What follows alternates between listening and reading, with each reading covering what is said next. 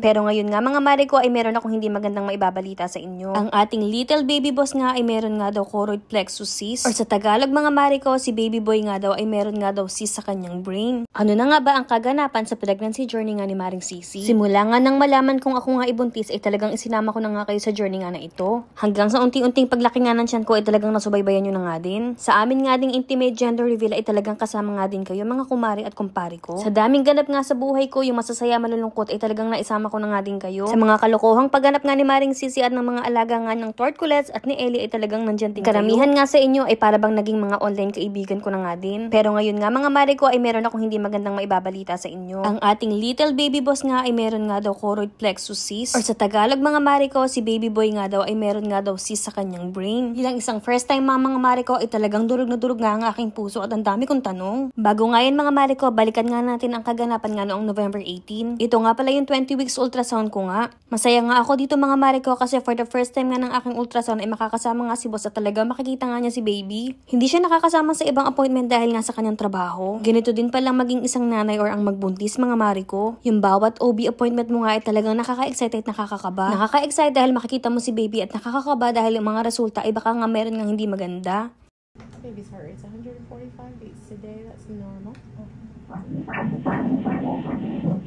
Baby's moving. Tuwing maririnig ko nga ang heartbeat nga ni baby ay talagang tuwang-tuwa nga ako. Si boss naman din ay para bang manghang-mangha nga din sa kanyang nakikita at talagang hindi nga rin siya makapaniwala. Nagtagal nga kami dito mga mare ko dahil si baby nga ay ayaw nga makiko-operate. Kailangan kasing i-measure ang kanyang mga body parts nga. Sa mga oras nga na ito mga mare ko, tinatanong ko nga si ate na nag-ultrasound sa akin kung lahat ba ay okay lang kay baby. At dahil ang talagang trabaho nga lang niya talaga ay mag-ultrasound lang, ang sabi nga niya ay hintayin ko nga daw si doktor at i-explain ang lahat. At ito na nga, nandito na kami sa kwarto at inantay na nga namin si doc. At dito nga in-explain nga ni doc na may nakita nga daw si sa brain nga ni baby. Ay ang sabi nga ni doc mga mare ko ay wag daw ako mag-alala. Ay syempre mga mare ko, sino ba naman ang hindi mag-worry kapag sinabing yung anak mo ay may cyst at sa brain pa. Dahil ang paliwanag nga ni doc, lahat naman daw ng aking mga abnormalities na test ay talagang lahat ay negative. At usually daw yung choroid plexus cyst ay sa 3rd trimester o sa mga ilang linggo pa ay talagang mawawala na din daw. Para daw kusa siyang gumagaling ganon. Kailangan lang daw talagang mag-antay ng konti at magpapa-ultrasound ulit. Bilang isang nanay mga mare ko, hindi mo may iwasan talaga na hindi mag-alala. Buti na lang talaga ng mga oras nga na ito ay kasama ko nga si boss. At talagang kino-comfort nga din niya ako dahil alam niyang nag-aalala ako para kay baby. Ang sabi nga ni Google, 1 to 2% nga daw ng mga nagbubuntis ay nakaka-experience nga daw ng ganito. Napatanong na nga lang din ako na bakit sa dami-dami ay ako pa. Hindi naman ako masamang tao at wala naman akong bisyo. Pero ayun nga, ganun talaga mga mare ko, hindi natin maiwasan ng mga ganitong bagay. Ang sabi nga ni boss, wag daw akong masyadong mag-iisip dahil hindi nga daw yun maganda. Ang sabi nga niya ay mag-worried nga daw ako kapag daw wala daw action na gagawin. Ay meron naman daw. Ang kailangan nga lang daw namin ay mag-antay nga sa panibagong ultrasound. At magdasal na talagang mawawala na nga ang cyst nga sa brain nga ni baby. At based nga din daw sa mga abnormalities test na ginawa ay talagang lahat nga ay negative. Ang sabi nga ni boss ay hindi naman ako nagbibisyo at healthy lifestyle nga kaming dalawa. Kaya wag daw ako masyadong mag-isip. Pero dahil nga isang nanay na nga ang Maring Sisi, sa totoo lang ay isang damakmak nga na vlogs at mga kung ano-anong mga articles ang pinagbabasa ko tungkol nga dito. At ayun nga, halos sa kanila ay sinasabi nga ay basta negative result ang mga abnormalities o yung mga NIPT test ay wag ko daw damdamin. Wag daw ako magpaka-stress dahil hindi nga daw yun maganda para kay baby. Ay siguro mga mare ko, mga 2 days lang ako talagang nanonood ng mga vlogs or kung ano-ano tungkol nga sa choroid plexus cyst. Nung napagtanto ko nga na wala naman na din ako magagawa kung hindi talagang manalig na nga lang sa taas na talagang gagaling din si baby. Hinihinto ko na nga ang panonood ng mga kung anik-anik. Nag-focus na nga lang ako sa bahay at nang sa akin ng munting negosyo. Hindi ko nga rin pala ito sinabi sa mga kaibigan ko nga. Pati nga kay mama ay medyo matagal ko nga din itong nasabi dahil ayoko ma-stress din sila. Gusto ko kasing tahimik lang at talagang alagaan ng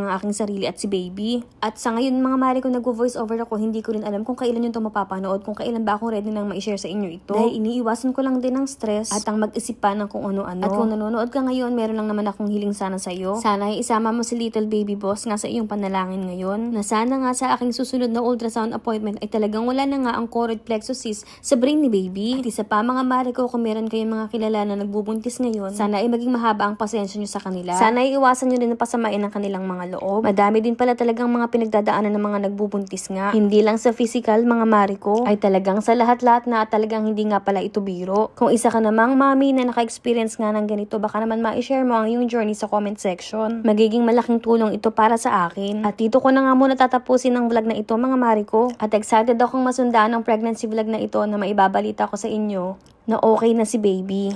Hoy, claiming it agad Lord. Thank you. Amen.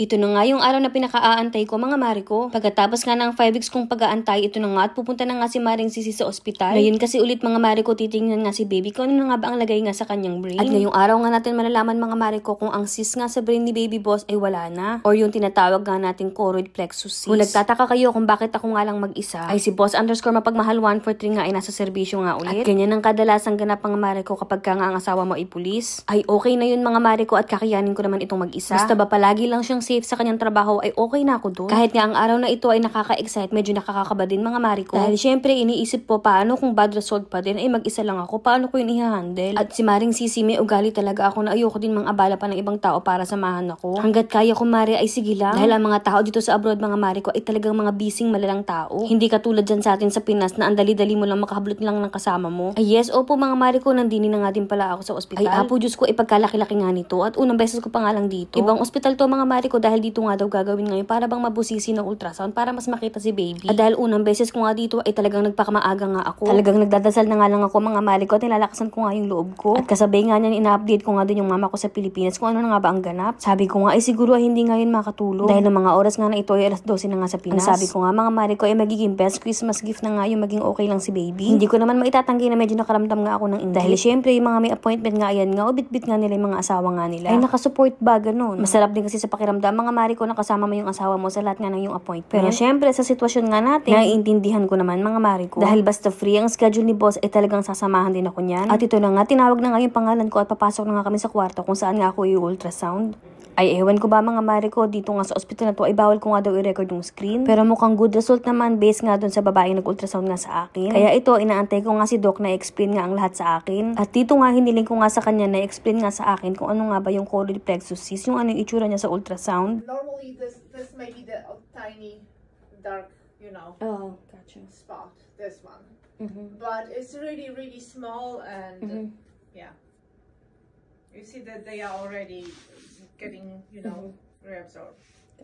Talagang nakahinga nga ako ng maluwag mga mare ko. No need further evaluation na nga daw mga mare ko. Sa totoo lang ay meron pa nga daw bukol na sobrang liit. Pero hindi na daw ito dapat alalahanin dahil pawala na daw ito. Kampanting-kampante naman si Doc dahil ang dami na nga din daw cases na ganito dito. Dahil nga daw sa advanced technology dito ay talagang nakikita nga ang bawat kinemer at bambang. At yung mga ganitong case mga mare ko ay hindi na daw bago sa kanila. At ang sabi nga ni Doc basta nga daw negative yung mga abnormalities test nga ni baby ay wag daw talagang mag-alala. Which is lahat naman ng abnormalities test nga ni baby yung NIPT test tapos meron pang isa ay puro negative. Pero sana mga mare ko ay patuloy nyo pa rin kaming ipagdasal ha. Lalong-lalo na si baby. At syempre salamat sa inyo mga mare ko. Sa dami nyong mga nagko-comment sa mga nakaraang post ko, hindi ko na nga kayo maisa-isa at ang dami rin sa inyo mga nagme-message. Pero gusto kong ipaalam sa inyo na sobrang na-appreciate namin kayo. At malaking bagay ang pagdadasal na ginawa ninyo. Maraming salamat. At sobrang salamat talaga sa iyo Lord. Isang napakalaking blessing nga talaga ng result nga ngayon. At pagka-uwi ko nga ng bahay mga mare ko, ibinalita ko na nga kay Ellie ang magandang balita. Ito nga si Ellie Broom ay talagang tuwang-tuwa nga din oh.